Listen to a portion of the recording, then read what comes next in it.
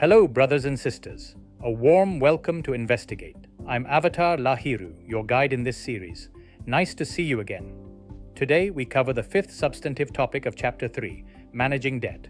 So, what is a debt? The central bank defines a debt as a financial liability. One party borrows money from another with the promise to repay the amount plus interest over an agreed period. In simple terms, debt lets us use tomorrow's money today, which must always be repaid in the future.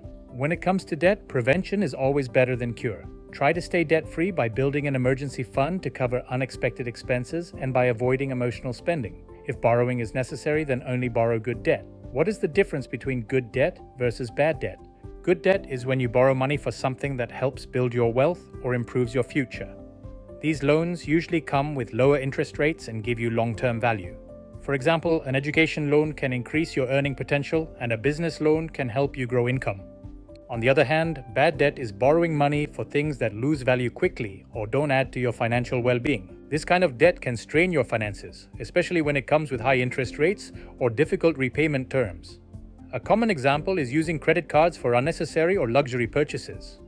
Now, let's break down the main elements of any debt. First, the principal. This is the original amount of money you borrow. For example, if you take a loan of 1 million rupees to buy a house, that amount is your principal.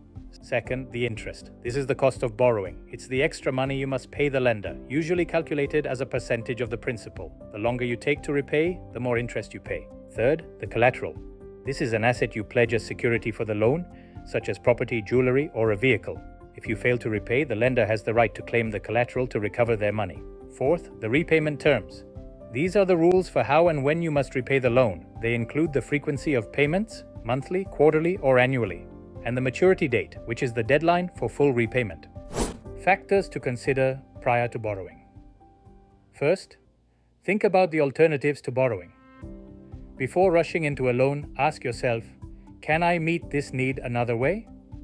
Perhaps you could use savings, sell an asset, or even postpone the expense. Second, consider the purpose of borrowing. Every loan should have a clear and justifiable reason. Borrowing should always support long-term stability, not short-term desires. Third, check the affordability of repayments. A loan only makes sense if you can repay it comfortably without putting your daily essentials at risk. That way, the loan remains manageable. Fourth, look closely at interest rates and other borrowing costs. Loans are never free. They come with interest, fees, and charges. Compare options to find the most cost-effective loan. Remember, even small differences in rates or fees can make a big difference in total cost over time. Fifth, evaluate the duration and loan terms. Longer loans may give you smaller monthly installments, but they often mean paying more interest overall. Okay, what are the sources of borrowing? There are two main sources, formal and informal. It's always safer to prioritize formal financial institutions. They are regulated, offer lower interest rates, provide transparency, build your credit history, and ensure structured repayment plans. Informal sources may look convenient in urgent times, but they carry significant financial and personal risks.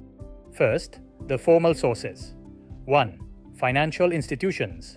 Traditional bank loans are one of the most common financing methods.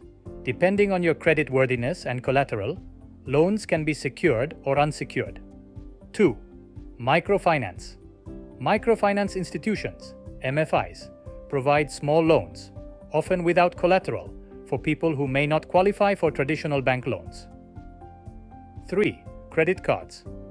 Credit cards provide quick financing for everyday expenses or emergencies. However, if balances are not repaid within the interest-free period, high interest costs apply. 4. Government-funded lending schemes. The government and state banks offer subsidized loan programs to support social development. These schemes often have lower interest rates and government backing. 5. Pawning, gold loans. This involves pledging gold or jewelry as collateral to borrow money. It provides quick access to funds but carries high interest costs and the risk of losing pledged items if repayment is delayed. Second, the informal sources.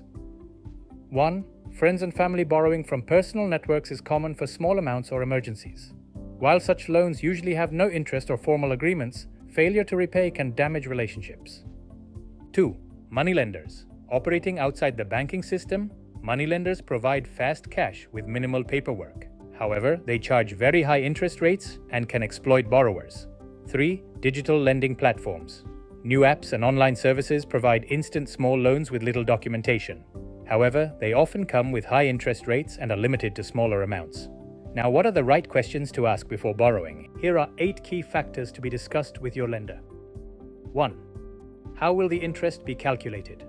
Ask whether the loan uses a fixed interest rate or a variable interest rate. A fixed rate remains the same throughout the loan term, making payments predictable. A variable rate may start lower, but it can increase if market rates rise, which means your payments could go up over time. 2. Flat basis or declining basis. Even with the same interest percentage, the method matters. A flat rate charges interest on the original loan amount for the entire period, making it more expensive. A declining balance rate charges interest only on the outstanding loan balance, so the cost reduces as you repay.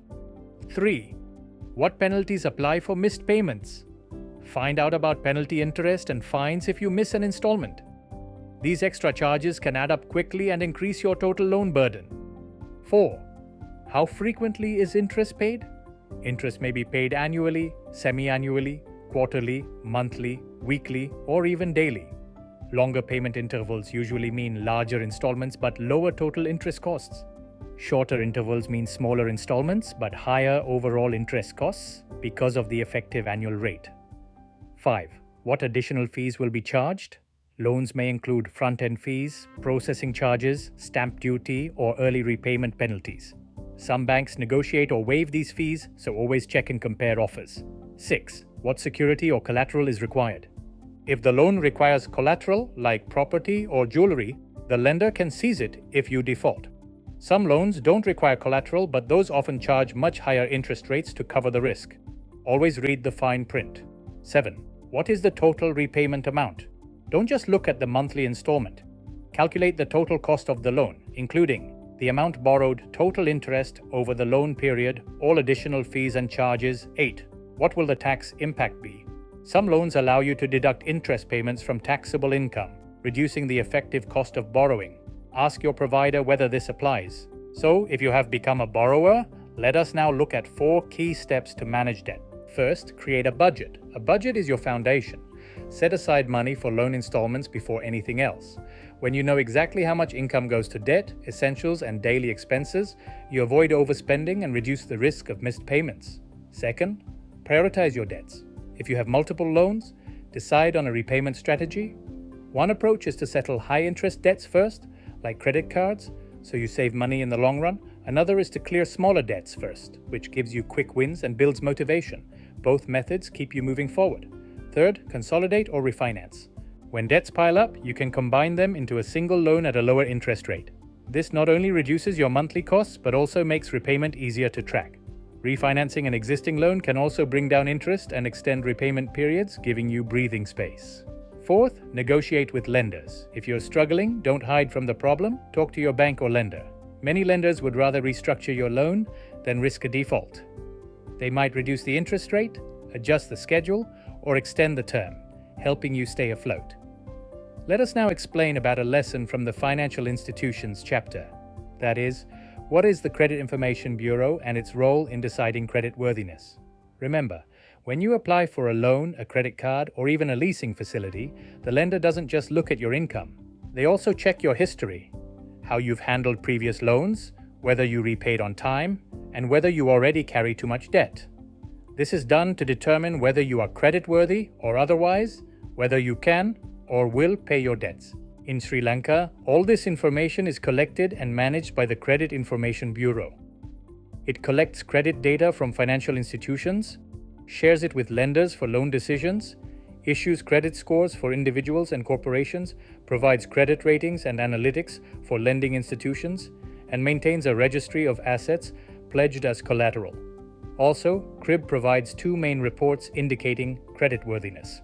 The Self-Inquiry Report, My Report, is a document an individual or a corporation can request directly, showing your full credit history and credit score. The General Credit Report gives a broader assessment of the overall creditworthiness of an individual or a corporation and is mainly used by lenders when reviewing loan or credit applications. Please refer pages 20 to 21 of the CBSL curriculum for more details.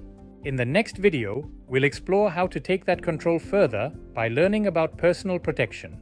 that is retirement planning, insurance, and financial consumer protection derived from Chapter 5 of the CBSL curriculum. Thank you for listening. See you in the next video.